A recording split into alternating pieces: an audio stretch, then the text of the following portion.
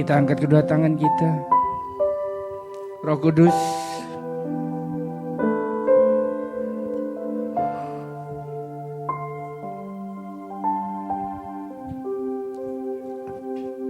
ambil alih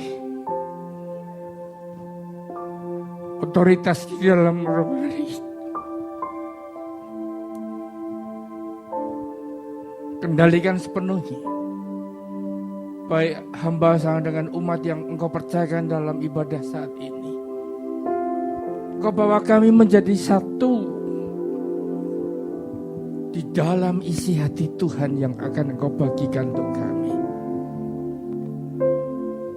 Mampukan kami untuk menangkap jauh lebih banyak, lebih dalam dan lebih luas lagi. Sehingga firman itu tak akan pernah kembali dengan sia-sia. Akan bertumbuh dan akan berbuah. Dan kemuliaan Tuhan boleh dinyatakan. Bapa, terima kasih. Kami sambut berkat-Mu di dalam nama Yesus Kristus Tuhan. Amin. Berikan tepuk tangan yang keras. Tepuk tangan yang orang yang sudah makan. Iya. Saudara siap terima berkat? Oke, silakan duduk. Hari ini saya ingin bagikan sesuatu yang perlu sebagai orang percaya untuk kita mengerti dan kita memahami akan apa yang kita kerjakan, mengiring akan Tuhan Yesus. Saya nggak berbicara tentang agama, tapi saya berbicara tentang keselamatan. Tolong ditayangkan. Keselamatan. Saudara, perlu kita sebagai orang percaya mengerti apa yang ada di wadah gereja kita, GBI. Sehingga doktrin tentang keselamatan itu memang di gereja yang lain belum tentu sama. Saya nggak akan berbicara tentang apa yang tidak saya ikuti, tapi di GBI saya ingin bagikan tentang keselamatan ini. Saudara, keselamatan itu adalah karena ada janji daripada Allah kepada setiap kita. Yohanes 3:16 itu menjadi pegangan seluruh orang percaya di muka bumi. Karena firman ini berkata, karena begitu besar kasih Allah akan dunia ini, sehingga ia telah mengaruniakan anaknya yang tunggal. Supaya setiap orang yang percaya kepadanya tidak binasa, melainkan beroleh hidup yang kekal. Ada berapa banyak saudara yang percaya Yesus? Anak Allah yang hidup. Amin. Itu merupakan pegangan buat kita. Kita percaya, maka kita memperoleh hidup yang kekal. Apalagi hal yang perlu kita pahami bahwa Yesus berdoa. Yohanes 17 ayat 21 katakan, supaya mereka semua menjadi satu. Mereka semua itu adalah saudara dan saya yang percaya. Bukan yang di luar sana ya. Artinya satpam yang enggak percaya enggak. Saudara dan saya yang percaya. Supaya mereka semua menjadi satu sama. Seperti engkau ya Bapa di dalam aku dan aku di dalam engkau. Agar mereka juga saudara dan saya di dalam Yesus dan Bapa. Supaya dunia percaya bahwa engkaulah yang mengutus aku. Dari ayat ini kita lebih dikuatkan. Jikalau Yesus berdoa dengan satu kerinduan bahwa saudara dan saya yang percaya ini menjadi satu. Sama seperti Yesus di dalam Bapa. Ya. Begitu juga Bapa di dalam Yesus, dia merindukan kita ada di dalam mereka, yaitu Bapa dan Anak. Siapa yang bisa membatalkan keselamatan itu? Enggak ada. Bukankah kita bersyukur? Ini enggak ada saudara di dalam kitab yang lain. Dan kita menemukan ini merupakan janji daripada Tuhan kepada setiap saudara dan saya. Tetapi ketahuilah, Alkitab juga mencatat ada yang enggak selamat. Saudara pernah berpikir ke sana? Apakah cuma berpikirnya, aku sudah datang ke gereja, aku pasti selamat. Tidak mungkin enggak. Mari kita lihat. Supaya pengenalan kita akan firman Allah ini akan mengubah pola hidup kita. Kalau kita ngerti, saya yakin kita akan bergerak sesuai dengan apa yang Tuhan janjikan buat saudara dan saya. Matius 10 ayat 33. Tetapi barang siapa menyangkal aku di depan manusia, aku juga akan menyangkalnya di depan Bapakku yang di surga. Menyangkal, tidak mengakui. Saudara, kalau seandainya suatu hari, saudara yang sudah berkeluarga, atau saudara yang sudah punya pacar, jalan-jalan bersama dan ketemu teman daripada pacarmu ataupun suamimu dan ditanya, kamu sama siapa? Dan suamimu berkata, sama temanku. Kira-kira apa yang terjadi? Ada kepiting jalan-jalan. Langsung nyapit. Iya. Mungkin buat orang yang masih cool, ya kalem-kalem aja, paling-paling mukanya berubah dan disimpan sampai di rumah baru. Tapi bagi yang sudah enggak tahan lagi, langsung kepitingnya nyapit, Mas,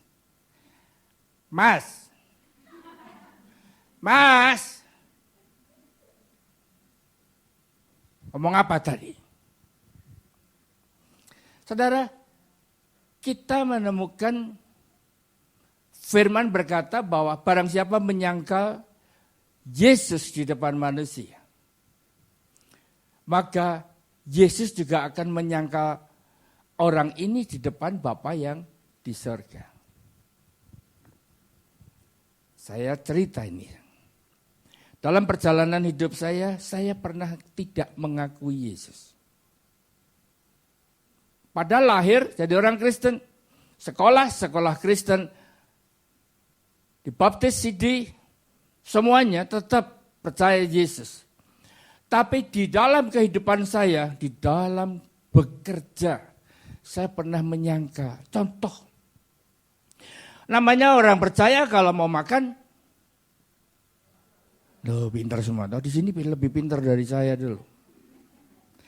Dulu pada waktu saya makan di kantor nih, kita kumpul dari seluruh Indonesia di Surabaya dan kita makan di restoran besar. Dan disitulah 25 orang sebelah sana, 25 orang di sebelah sini bersama dengan bos, GM sama marketing manager. Apa yang terjadi? Waktu mau makan bersama, makanan udah disiapkan, saya toleh kiri, nggak ada yang doa. Toleh kanan, nggak ada yang doa. Saudara tahu apa yang saya lakukan? Saya juga enggak doa. Saya malu mengakui Tuhan Yesus. Itu saya. Saudara enggak kan? Oh enggak, udah pastilah itu. Ini ya. Tapi saya di depan hampir 50 orang yang tidak percaya Yesus. Hanya saya sendiri. Apa yang terjadi?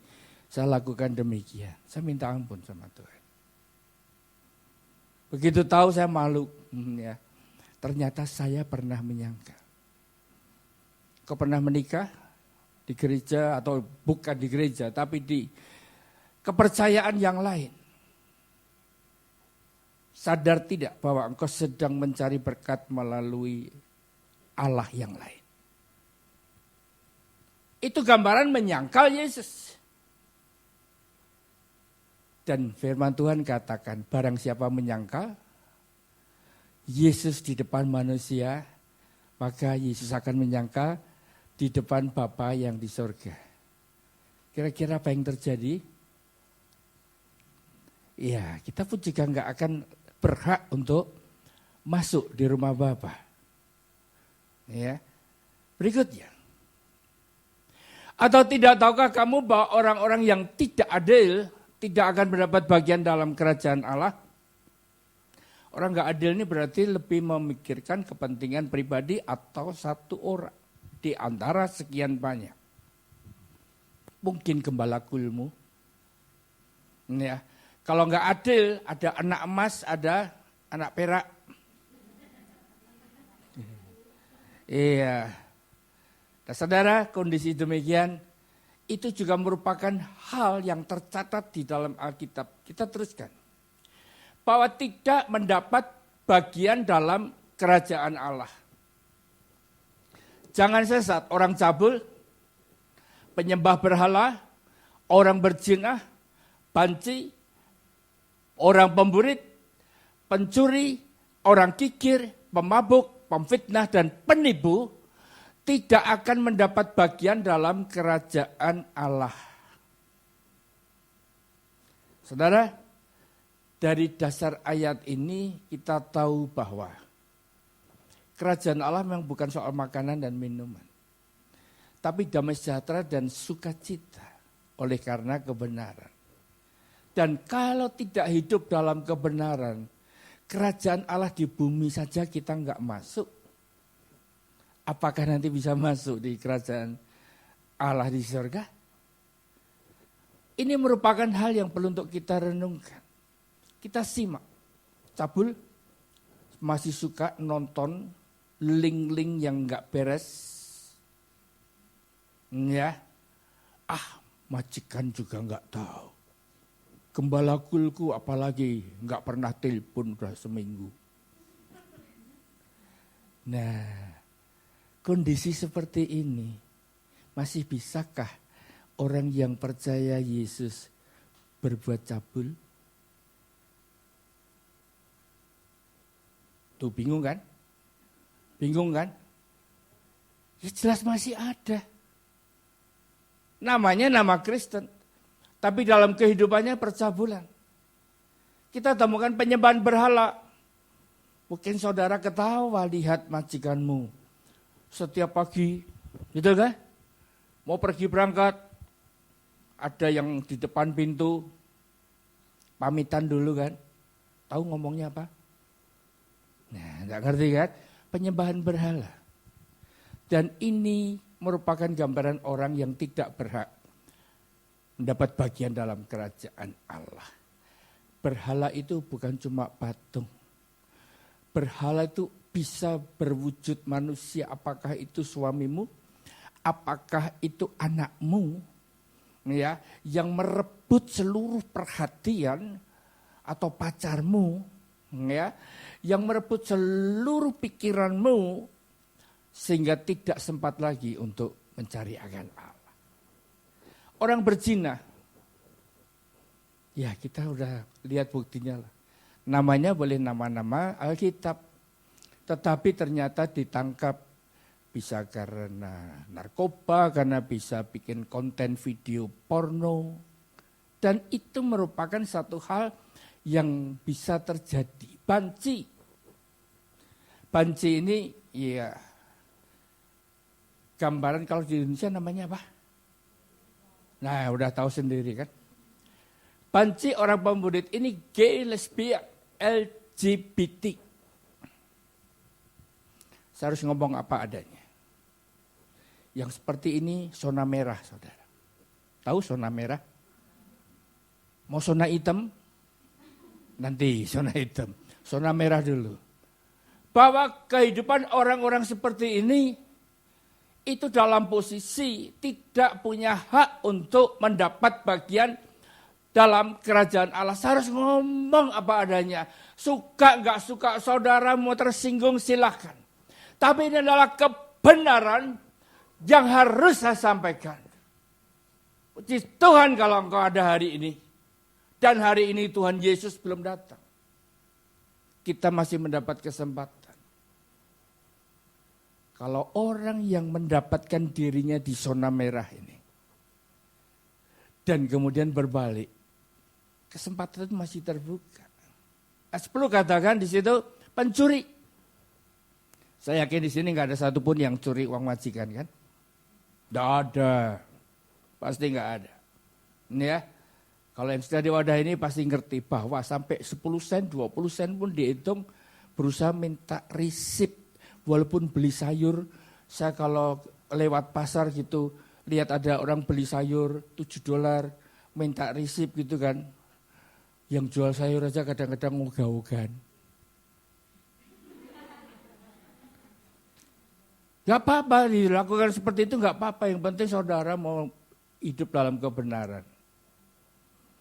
Kemudian kikir. Wah kalau ini saya gak ragu lagi. Gak ada orang kikir di GBI Hongkong ini. Tuh, ikut ketawa juga di luar. Iya, gak ada. Selalu berlimpah-limpah. Ruangan pojok itu selalu penuh dengan makanan. Kalau makan selalu, ya, melibatkan semua orang yang ada dalam ruangan ini. Gak percaya, datanglah sore nanti. Kalau pas gak ada makanan, ya gak ada yang nawarin. Tapi kalau pas ada makanan, lihat saudara berulang kali disuruh untuk ikut makan. Buktinya aja sudah nyata, bahwa di sini gak ada orang kikir. Nih, betul kan? Betul kan? Sudah berapa kilo saya naik dari semenjak hadir di Hongkong tahun 98 akhir. Ini tanda bahwa saya sedang dalam berkat yang berlimpah-limpah. Karena tinggal bersama dengan keluarga ilahi yang gak ada satupun yang kikir. Kalau memberi minta ampun sudah. Ya, pemabuk. Wah kalau sampai ada pemabuk di sini, masuk. Seneng banget saya. Orang mabuk bisa tahu jalan ke gereja. Wah, lo betul. Peristiwa itu pernah kami alami di Blora waktu itu. Ya, seorang suami datang ke gereja. Istri sama anaknya perempuan sedang ibadah. Sedang ibadah muji Tuhan, biasa kan GBI kalau memuji Tuhan kan gak ada satupun diam goyang kan. Betul kan? Nah, bapak yang mabuk ini masuk gereja juga sambil goyang. Tapi goyangnya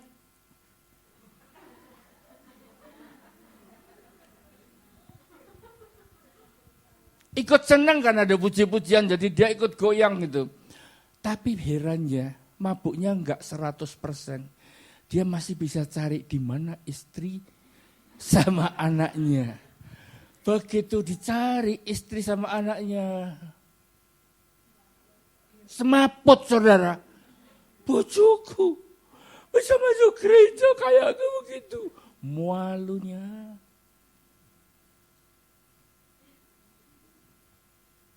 Iya.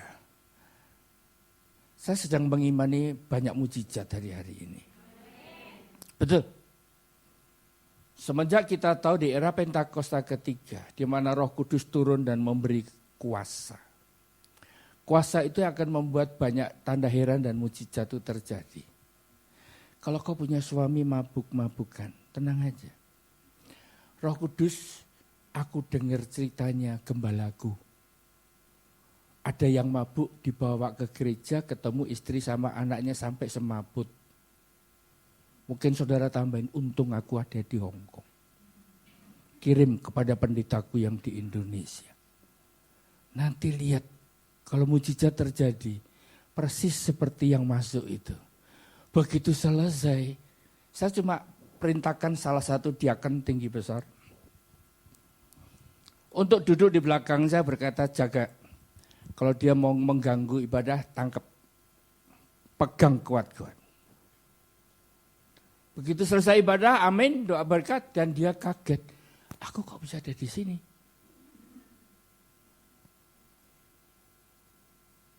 Bahkan dia berkata begini, kalau Bapak Pendeta bisa bawa saya ke gereja, Dia bilang dia mau sembah. Karena dia punya ilmu. Dia punya ilmu tidurnya di kuburan. Sukanya mabuk-mabukan. Adakah suamimu yang lebih berat dari ini?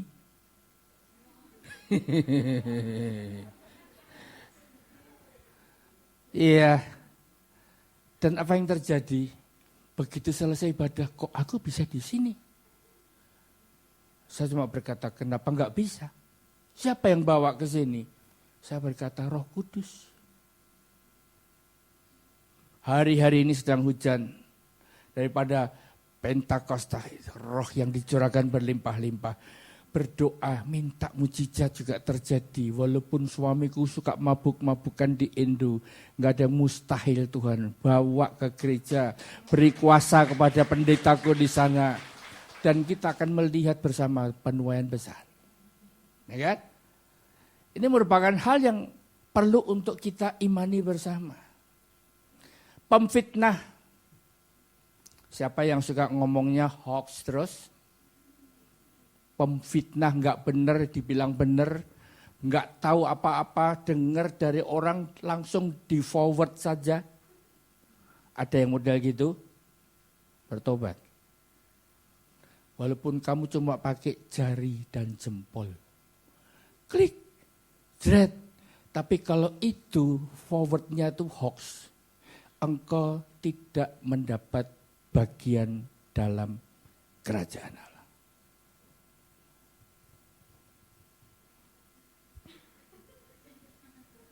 Saya salah ngomong kah?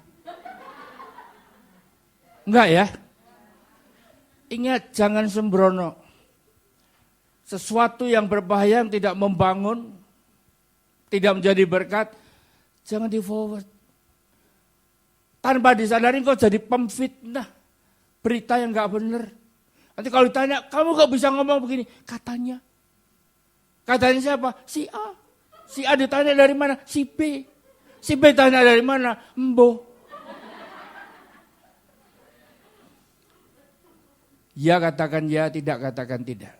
Kita jadi anak terang. Kalau kita dikejar itu, kita perlu untuk mendapatkan kejelasan. Dan pada waktu kita ternyata salah, ya, sadarlah bahwa kita sedang berada di zona merah di mana saudara yang melakukan itu tidak mendapat bagian dalam kerajaan Allah. Penipu. Ya. Penipu berarti ya ngomongnya enggak benar, bohong.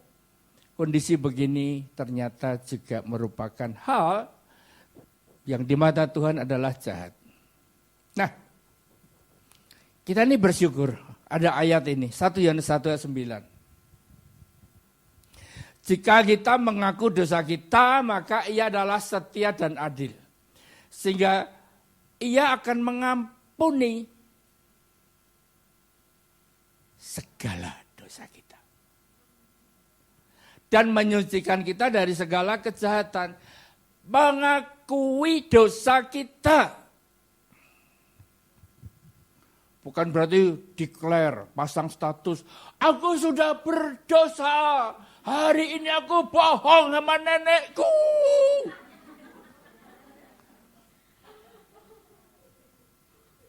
Enggak perlu declare ke sana kemari. Tapi hampiri Tuhan, aku kok bisa kepleset lagi Tuhan. Ditanya kok bisa bohong lagi. Minta ampun sama Tuhan. Dan janjinya bahwa kita akan diampuni. Sekarang pertanyaannya, saudara pernah minta ampun pada hal yang sama? Pernah. Berapa kali? Ya itulah manusia. Ya. Yesus berkata begini. Aku pun tidak menghukum engkau. Yohanes 8 ayat 11. Pergilah dan jangan berbuat dosa lagi mulai besok pagi. Enggak ya? Mulai, katakan sebelahmu mulai sekarang ya. Jangan berbuat dosa lagi ya. Ya, mulai sekarang.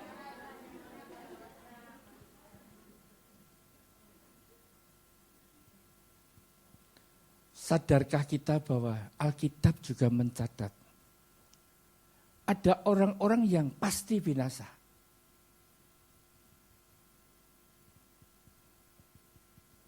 Kita lihat sekarang. Yohanes 17 ayat 12 katakan, selain daripada dia yang telah ditentukan untuk binasa, supaya genaplah yang tertulis dalam kitab suci, yaitu orang-orang yang telah ditentukan untuk binasa. Saya percaya bukan orang yang percaya Yesus. Amin. Jadi bukan kita. Tapi ada yang telah ditentukan memang untuk binasa.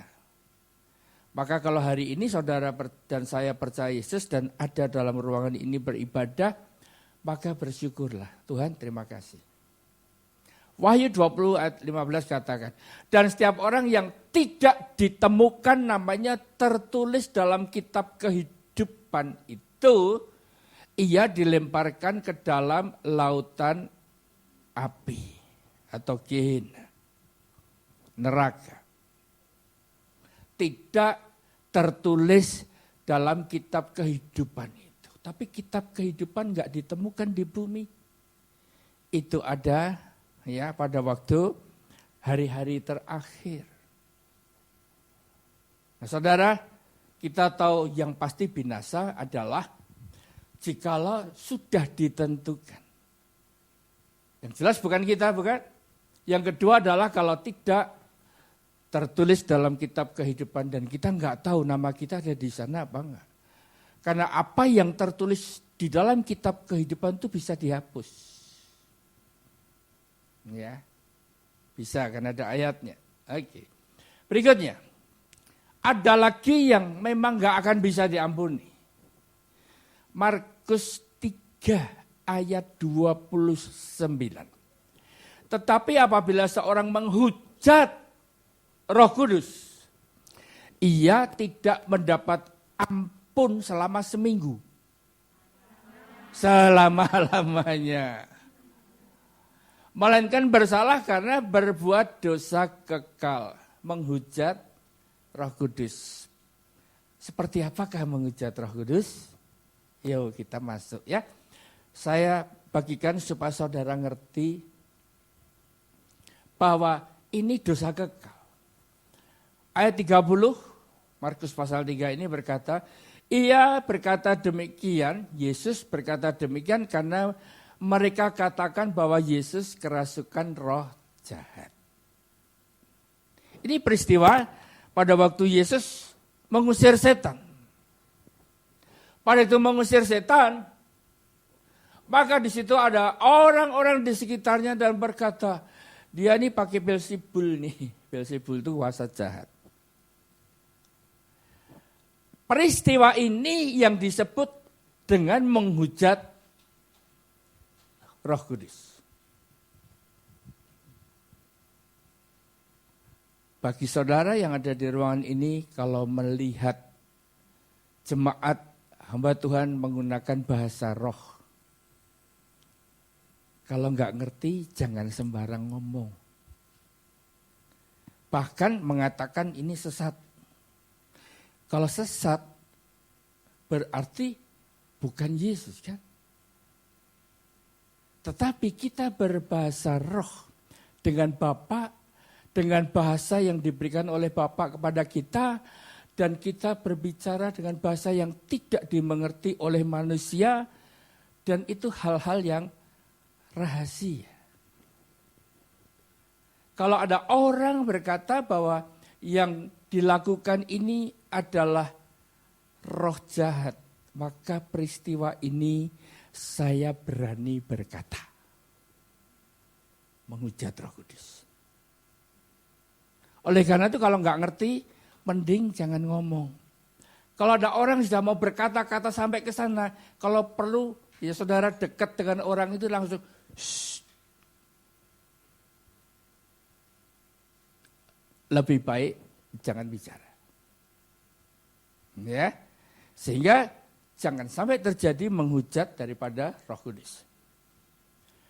2 Timotius 2:11 katakan gini, benarlah perkataan ini, jika kita mati dengan dia Roh besar, kita pun akan hidup dengan dia. Mati dengan dia ini yang mati daging kita.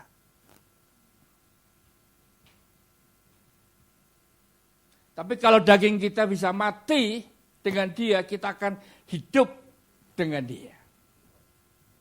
Jika kita bertekun itu berarti kita lakukan terus demi waktu saat demi saat yang menghampiri kita. Kita tetap setia. Maka kita pun akan memerintah dengan dia. Ada upah. Ada hal yang akan menjadi bahagian kita. Karena itu janji daripada Allah. Jika kita menyangkal dia, dia pun akan menyangkal kita. Oleh karena itu jangan sampai terjadi kita menyangkal Yesus. Kalau peristiwa itu pernah kita lewati, menyangkal anak manusia itu masih bisa diampuni. Tapi kalau menghujat Roh Kudus, enggak ada ampun. Ini ya. Ayat yang ke-13 ini,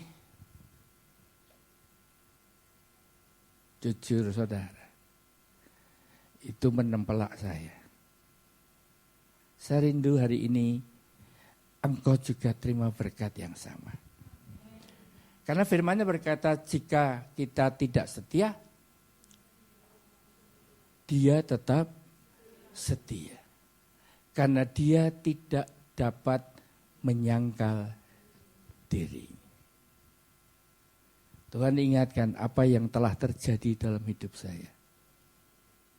Saya pernah enggak berani untuk berdoa. Saya tahu saya enggak setia waktu itu.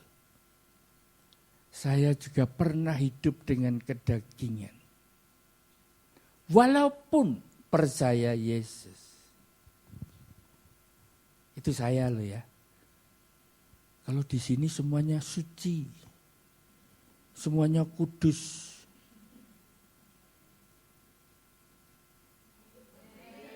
Kalau enggak berarti sami mawon. Kita baca ayat nih. Kita ganti kata kita itu dengan nama kita masing-masing. Pelan-pelan kita baca. Maka kita akan merasakan seperti apa Allah kita. 1, 2, 3. Jika Bobby tidak setia, Yesus tetap setia.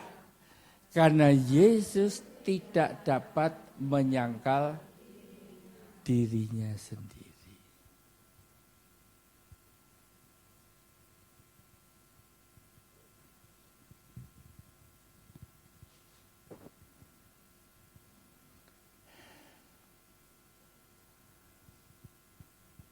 Seperti saat ini, waktu saya membaca ayat ini, saya ngerti. Saat kita enggak setia, entah apa yang kita lakukan, yang kita kerjakan, Tuhan itu tetap setia. Dan 1 Korintus 3:13 katakan, sekali kelak pekerjaan masing-masing orang akan nampak, karena hari Tuhan akan menyatakannya, sebab ia akan nampak dengan api, dan bagaimana pekerjaan masing-masing orang akan diuji oleh api itu.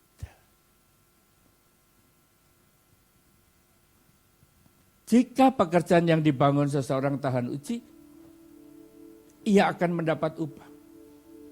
Jika pekerjaannya terbakar, kata terbakar ini karena ada api, maka itu berbicara tentang pengkudusan, pemurnian, penyucian. Itulah ujian yang Tuhan berikan dalam kekristenan kita. Firman Tuhan katakan jika pekerjaannya terbakar, ia akan menderita kerugian. Saya buat satu kalimat yang lain. Walaupun saudara dan saya tetap percaya Yesus.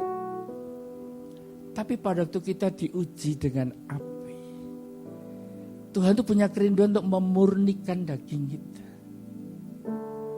roh dan jiwa kita. Kalau sampai kita nggak tahan uji, kita akan mengalami kerugian. Tapi ia sendiri akan diselamatkan, dengan kata lain tetap masuk surga. Betul? Tetapi seperti dari dalam api.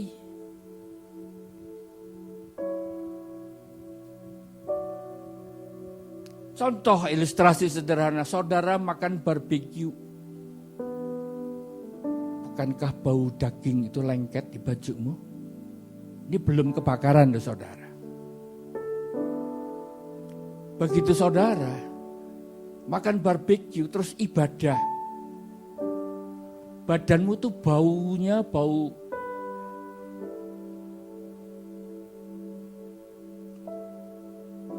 atau saudara pergi ke pesta, parfum saudara tuh barbeque.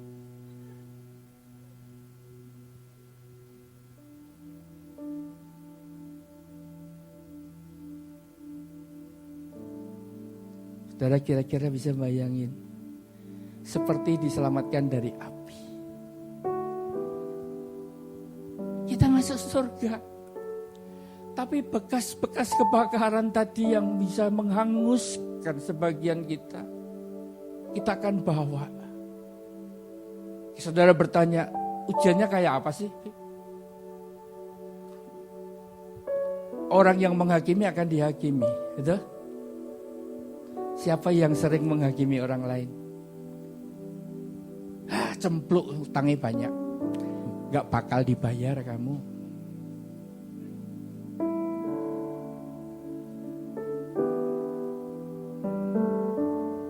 Pernah menghakimi orang lain?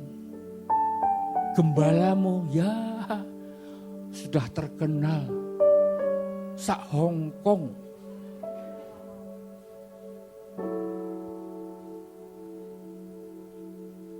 Saudara sudah menghakimi gembala. Yang berikutnya mengampuni. Sampai firman Tuhan katakan berapa kali harus mengampuni? Lo ngerti lo padahal.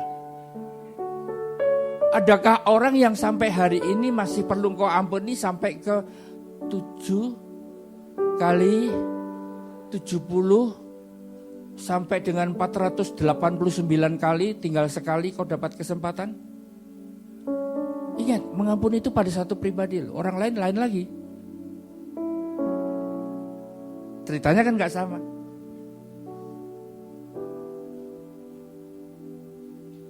Kalau kita gak ngampuni itu berarti kita gak setia. Karena kalau kita setia, kau punya musuh, kasihlah musuhmu. Jikalau engkau setia, engkau teraniaya, berkatilah orang yang menganiaya. Itu setia. Kau punya 2 tuan, aku ibadah kalau pas gak ada order. Kalau ada order, yang ngurusin order dulu. Ordernya cuma tiap hari Minggu. Ibadah nanti online.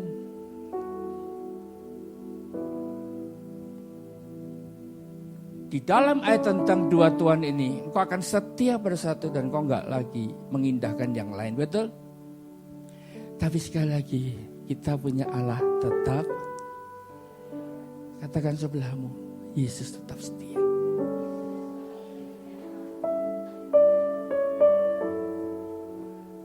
Sadarkah kita ini sedang menghadapi ujian dengan api? Jangan sampai kita hangus terbakar di situ. Kita sekarang ini sudah diselamatkan karena kita percaya Yesus. Itulah justification. Iman kita di GBI. Kita sedang diselamatkan. Itu gambaran sanctification. Kita sedang dimurnikan. Kenapa sampai api diizinkan turun? Memurnikan, membuktikan apa yang ada dalam diri kita. Tuhan ingin kita ini lulus, bukan lolos. Tahu maksudnya lolos? Hampir-hampir enggak lulus. dan kita akan diselamatkan. Glorification itu dimuliakan. Nanti bersama-sama dengan Tuhan. Sekali lagi, jangan sampai kita salah ngerti. Bukan karena kita berbuat baik. Bukan karena kita mempunyai usaha untuk supaya baik. Itu bukan pekerjaan kita. Itu semata-mata hanya karena kasih karunia. Sebab tidak ada seorang pun yang dapat mengaku Yesus adalah Tuhan selain oleh Roh Kudus. Kita sekarang hidup di dalam kasih karunia. Sebetulnya kita nggak layak terima. Tapi Tuhan berikan itu untuk saudara dan saya. Orang kalau menerima sesuatu yang amat sangat istimewa, saya yakin hati nurani kita nggak akan diam. Kita pasti ingin lakukan sesuatu, betul? Ditolong orang dengan pertolongan yang sesungguhnya kita nggak mampu lagi untuk membalas. Maka kita akan berusaha untuk all out. Pertanyaannya, masih adakah talenta?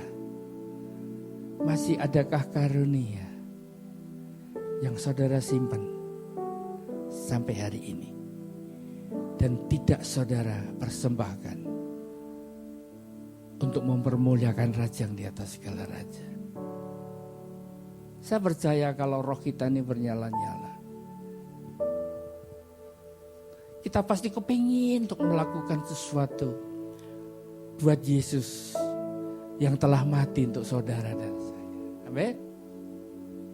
Saya memiliki sebuah cara. Saya punya lagu yang membuat saya jadi teringat. Lagu ini saya waktu lahir baru, cinta Tuhan. Saya all out betul sama Tuhan. Begitu cinta Tuhan dan saya mulai melihat bahwa kemuliaan Tuhan itu luar biasa. Saya buka rumah saya untuk persekutuan doa. Hadir sampai 75 orang. Rumahmu muat enggak di Indo? Kalau enggak muat, cepat diperbesar. Kau pulang nanti, tampung semua karena tuayan akan besar sekali. Pada waktu saya terima 75 orang itu sampai teras itu dipakai untuk duduk. Apalagi kalau ada hamba-hamba Tuhan yang datang dari luar kota, bahkan pernah dari Korea sampai enggak muat. Ada garasi. Saya berpikir kalau garasi ini dijebol, mobilnya taruh di luar, maka saya bisa pakai untuk membuat orang-orang duduk di dalam enggak sampai di teras lagi. Apa yang terjadi? Penuh lagi, saudara. Dan saya tahu Mami ini Tuhan berikan dalam hidup Papi sebagai penolong yang sepadan. Dia suka melayani. Dia suka memberi. Dan dia selalu masak. Dia katakan pada saya, kasihan mereka udah berikan waktunya dari sore sampai malam, pulang ya biarlah makan. Mereka mendapat makan dari Mami itu berupa soto, ada yang berupa rawon. Itu ilmu yang dari dulu sudah dipersiapkan. Sampai hari ini istimewa banget dia kalau bikin soto dan bikin rawon, bikin bakmoy. Sampai semua orang makan. Sampai suatu hari ada yang tanya begini, yang setiap minggu nyiapin makanan ini siapa? Kalau yang ditanya Mami jawabnya cuma senyum aja. Yang bocorin siapa? Pembantu di rumah. Yang masak ini siapa? Ibu. Yang belanja saya. Loh iya kan? Saya sudah setiap hari acara ini saya disuruh siapkan. Dan pada akhirnya mereka semua tahu. Akhirnya mereka berebut, minggu depan aku ya, minggu depan aku ya, minggu depan aku ya. Pada akhirnya malah mami gak bisa masak lagi. Tapi itulah tanda orang yang terima kasih karunia. All out kami lakukan buat Tuhan. Dan saya rindu kasih karunia itu benar-benar meresap dalam hati saudara. Seperti itu terjadi dalam diri saya yang dulu. Sehingga membuat saudara juga nanti all out buat Tuhan. Berikan yang terbaik untuk Tuhan. Dan lagu itu saya gak akan pernah lupa. Setiap kali orang naikkan lagu ini, pengamen pun bisa nyanyi. Dan itu selalu mengingatkan saya hidup dalam kasih karunia. Amin. Betapa hatiku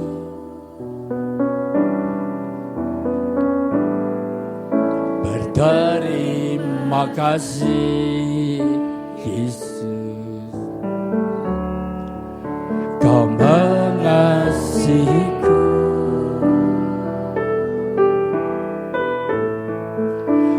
Memilikiku.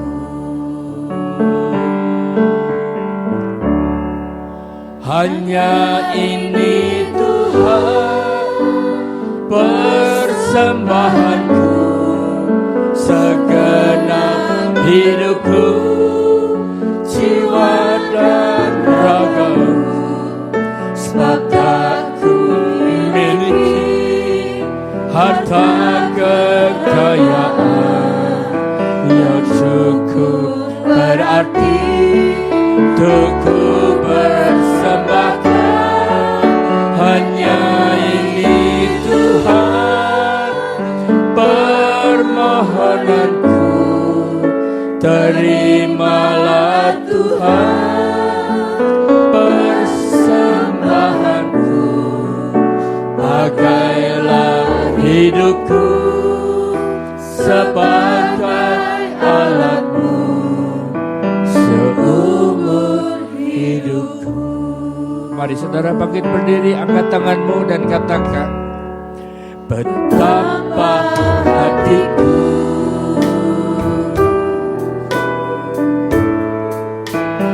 berterima kasih, Yesus. Kau mengasihiku.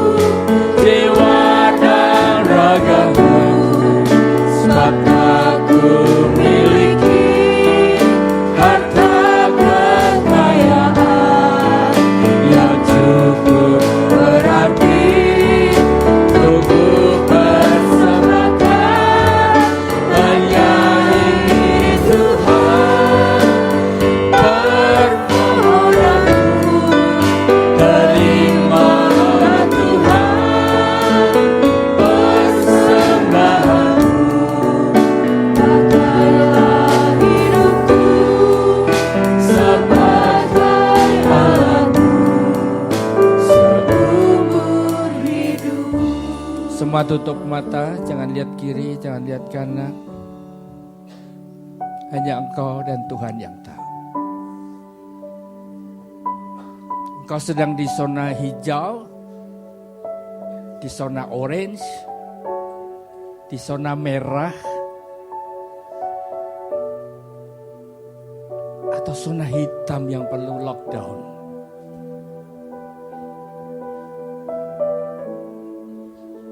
Segera berbalik.